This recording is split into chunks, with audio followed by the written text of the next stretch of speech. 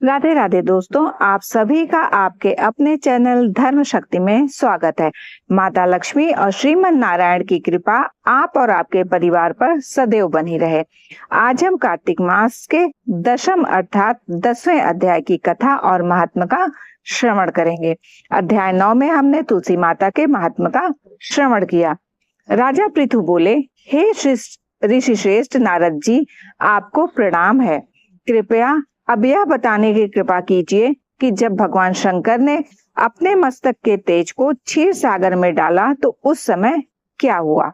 नारद जी बोले, हे राजन, जब भगवान शंकर ने अपना वह तेज क्षीर सागर में डाल दिया तो उस समय वह शीघ्र ही बालक होकर सागर के संगम पर बैठकर संसार को भय देने वाला रुदन करने लगे।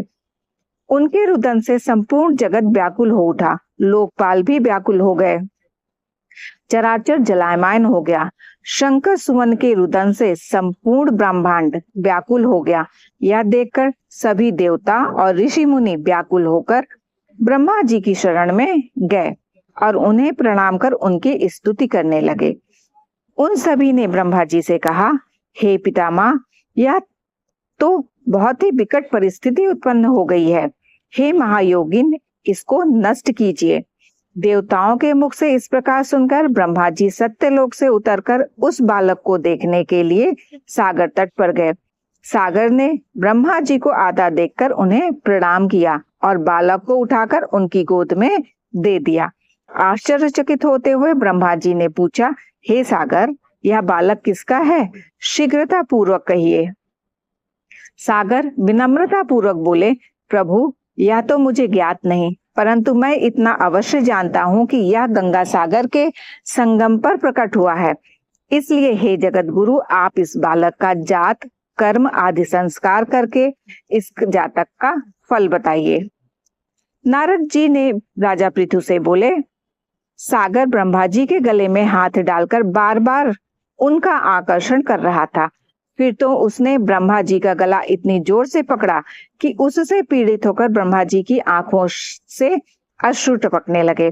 ब्रह्मा जी ने अपने दोनों हाथों का जोर लगाकर किसी प्रकार सागर से अपना गला छुड़वाया और सागर से कहा, हे सागर, सुनो, मैं तुम्हारे इस पुत्र का जातक फल कहता हूँ।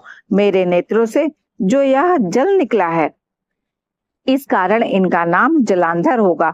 उत्पन्न होते ही या तरुणावस्था को प्राप्त हो गया, इसलिए यह सब शास्त्रों का पारगामी, महापराक्रमी, महावीर, बलशाली, महायोद्धा और रण में विजय प्राप्त करने वाला होगा। यह बालक सभी दैत्यों का अधिपति होगा। यह किसी से भी पराजित न होने वाला तथा भगवान विष्णु को भी जीतने वाला होगा। भगवान शंकर को छोड़कर यह सबसे अवध्य होगा। जहां से इसकी उत्पत्ति हुई है, यह वहीं जाएगा। इसकी पत्नी बड़ी पतिव्रता, सौभाग्यशालिनी, स्वर्ग सुंदरी, परम मनोहर, मधुर वाणी बोलने वाली तथा शीलवान होगी। सागर से इस प्रकार कहकर ब्रह्मा जी ने शुक्राचार्य को बुलवाया और उनके हाथों से बालक का राज्याभिषेक कराकर स्वयं अंतर्ध्यान हो गए। बालक को देखकर सागर की प्रसन्नता की सीमा न रही। वह हर्षित मन से घर आ गया। फिर सागर में उस बालक का लालन पालन कर उसे पुष्ट किया। फिर काल नेमी नामक असुर को बुलाकर वृंदा नामक कन्या से विधि पूर्वक उसका विवाह करा दिया। उस विवाह में बहुत ही बड़ा उत्सव हुआ। श्री शुक्राचार्य के प्रभाव से पत्नी सहित जलांधर दैत्यों का राजा हो गया। इस तरह कार्तिक मास के अध्याय 10 की कथा संपूर्ण हुई। यदि ये वीडियो आपके लिए उपयोगी हो तो लाइक करके कमेंट अवश्य करें। श्रीमन नारायण का जयकारा लगाइएगा।